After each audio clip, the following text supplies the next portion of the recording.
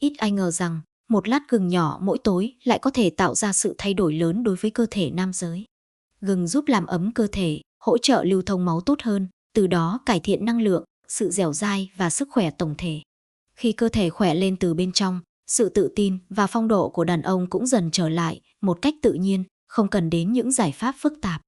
Điều quan trọng không nằm ở việc dùng nhiều hay ít, mà là sự kiên trì mỗi ngày, và kết quả sẽ khiến bạn bất ngờ.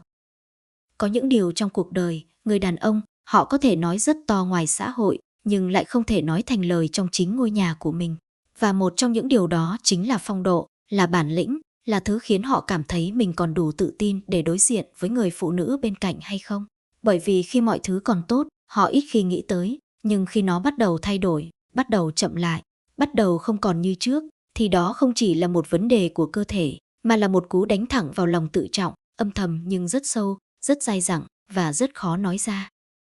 Người đàn ông có thể chịu áp lực công việc, có thể đối mặt với thất bại, có thể đứng dậy sau những cú vấp ngã ngoài xã hội. Nhưng khi họ cảm thấy mình không còn làm chủ được chính cơ thể của mình, đặc biệt là vào những thời điểm riêng tư nhất, thì đó lại là một nỗi im lặng đáng sợ, bởi họ không biết phải chia sẻ với ai, không biết phải bắt đầu từ đâu, và càng không muốn ai nhìn thấy sự yếu đi của mình, dù chỉ là một chút.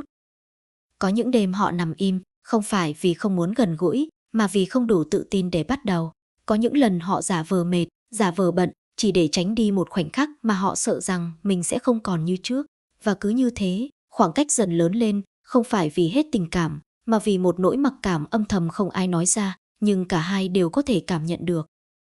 Và rồi họ bắt đầu suy nghĩ, bắt đầu tìm kiếm, bắt đầu thử đủ mọi cách, từ những thứ được quảng cáo rầm rộ đến những lời truyền miệng. Nhưng càng thử nhiều, họ lại càng hoang mang, bởi có những thứ cho cảm giác nhanh nhưng lại không bền. Có những thứ khiến họ lo lắng vì tác dụng phụ, và có những thứ đơn giản đến mức họ không tin rằng nó có thể tạo ra khác biệt. Nhưng đôi khi, thứ thay đổi một người đàn ông lại không nằm ở những điều phức tạp, mà lại đến từ một thói quen rất nhỏ. Nhỏ đến mức nhiều người nghe xong sẽ bỏ qua ngay lập tức, đó là mỗi tối, trước khi đi ngủ. Nhai một lát gừng tươi, không pha chế cầu kỳ, không thêm thắt, chỉ là một lát gừng đơn giản, cay nồng, quen thuộc, thứ mà hầu như căn bếp nào cũng có, nhưng lại ít ai nghĩ rằng nó có thể liên quan đến phong độ đàn ông. Gừng đối với nhiều người chỉ là gia vị, là thứ để nấu ăn, để pha trà khi cảm lạnh, nhưng sâu hơn, nó là một nguyên liệu có khả năng làm ấm cơ thể, hỗ trợ lưu thông máu, kích thích sự tỉnh táo tự nhiên từ bên trong, và chính điều đó lại là nền tảng cho rất nhiều thay đổi mà người đàn ông cần, không phải theo kiểu tức thời, mà là từng chút một, chậm rãi, nhưng chắc chắn.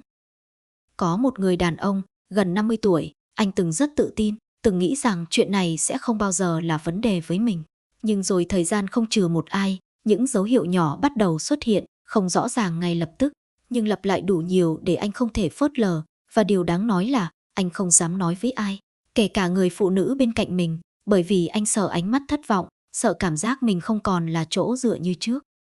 Anh bắt đầu tìm cách, thử nhiều thứ, đọc nhiều thông tin, nhưng càng đọc lại càng rối, càng thử lại càng mất niềm tin. Cho đến một ngày, trong một cuộc trò chuyện rất bình thường, một người quen lớn tuổi hơn nói với anh một câu rất nhẹ nhàng rằng, nếu chưa biết bắt đầu từ đâu, thì cứ bắt đầu từ những thứ đơn giản nhất, mỗi tối nhai một lát gừng tươi, kiên trì một thời gian, rồi hãy tự cảm nhận. Anh không tin hoàn toàn, nhưng anh thử, bởi vì đôi khi con người ta không còn nhiều lựa chọn, thì một điều nhỏ bé cũng đủ để họ nắm lấy, như một hy vọng cuối cùng. Những ngày đầu tiên không dễ chịu, vị cay sộc lên, nóng lan khắp khoang miệng, xuống cổ họng, khiến anh khó chịu, thậm chí có lúc muốn bỏ cuộc, nghĩ rằng thứ này chẳng liên quan gì đến điều anh đang tìm kiếm.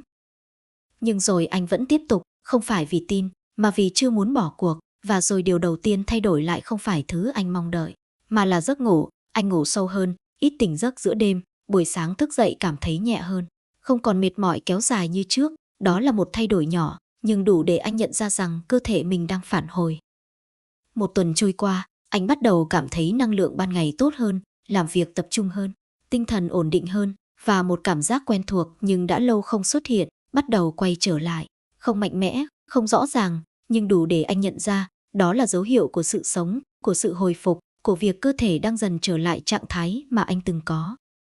2 tuần, 3 tuần, sự thay đổi không còn mơ hồ nữa, nó rõ ràng hơn, thực tế hơn, và quan trọng nhất, nó mang lại cho anh sự tự tin, thứ mà không một loại thuốc nào có thể thay thế hoàn toàn. Bởi vì tự tin không đến từ cảm giác tức thời, mà đến từ sự ổn định, từ việc biết rằng cơ thể mình đang vận hành tốt trở lại. Cao trào không nằm ở việc một đêm nào đó mọi thứ trở nên hoàn hảo, mà nằm ở việc từng ngày trôi qua. Anh cảm thấy mình tiến gần hơn đến phiên bản trước đây của chính mình, từng chút một, không vội vàng, không ồn ào, nhưng chắc chắn, giống như một ngọn lửa nhỏ được nuôi dưỡng mỗi ngày, âm ỉ nhưng không tắt. Và đến một lúc, nó đủ lớn để sưởi ấm cả một phần con người mà anh từng nghĩ đã mất đi. Điều khiến nhiều người bất ngờ không phải là tác dụng của gừng, mà là cách nó tác động. Nó không ép buộc cơ thể phải thay đổi ngay lập tức, không tạo ra cảm giác phụ thuộc, mà giúp cơ thể tự điều chỉnh, tự cân bằng. Và chính vì vậy, kết quả không đến nhanh, nhưng lại bền, rất bền, đủ để duy trì lâu dài nếu người ta tiếp tục giữ thói quen đó. Nhưng vấn đề lớn nhất không nằm ở phương pháp, mà nằm ở con người. Rất nhiều người không đủ kiên trì. Họ thử vài ngày, không thấy gì, rồi bỏ. Họ quên rằng cơ thể không phải là một công tắc có thể bật tắt, mà là một hệ thống cần thời gian để thích nghi, để hồi phục, để thay đổi. Và những ai hiểu điều đó, họ sẽ đi xa hơn.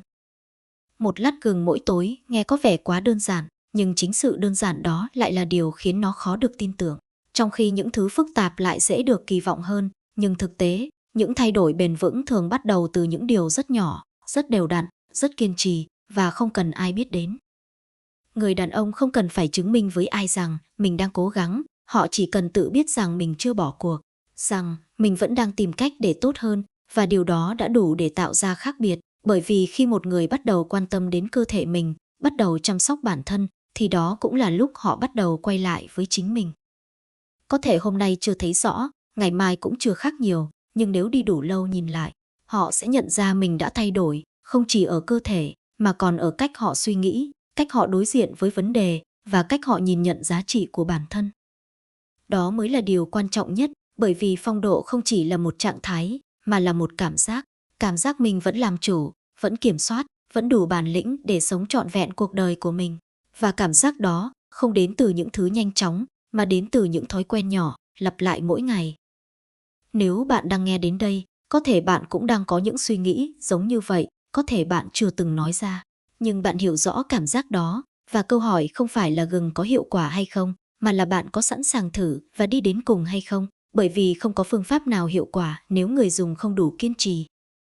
Hãy thử 7 ngày, nếu chưa thấy, hãy thử 14 ngày, và nếu bạn đủ kiên nhẫn đi đến 30 ngày, rất có thể bạn sẽ không còn cần ai thuyết phục nữa, bởi vì chính cơ thể bạn sẽ trả lời. Cuộc sống của một người đàn ông không dừng lại ở những gì người khác nhìn thấy, mà còn là những gì họ cảm nhận bên trong. Và đôi khi, để thay đổi cả một phần cuộc đời, chỉ cần bắt đầu từ một điều rất nhỏ, rất đơn giản, nhưng đủ kiên trì để biến nó thành một phần thói quen. Một lát gừng mỗi tối, nghe qua thì chẳng có gì đặc biệt, nhưng với những ai đã đi đủ lâu, họ hiểu rằng chính những điều nhỏ bé như vậy mới là thứ tạo nên sự khác biệt lớn nhất. Và biết đâu, một ngày nào đó, bạn sẽ là người kể lại câu chuyện này, không phải bằng lời, mà bằng chính sự thay đổi của mình, một sự thay đổi không ồn ào, nhưng đủ để bạn mỉm cười khi nhìn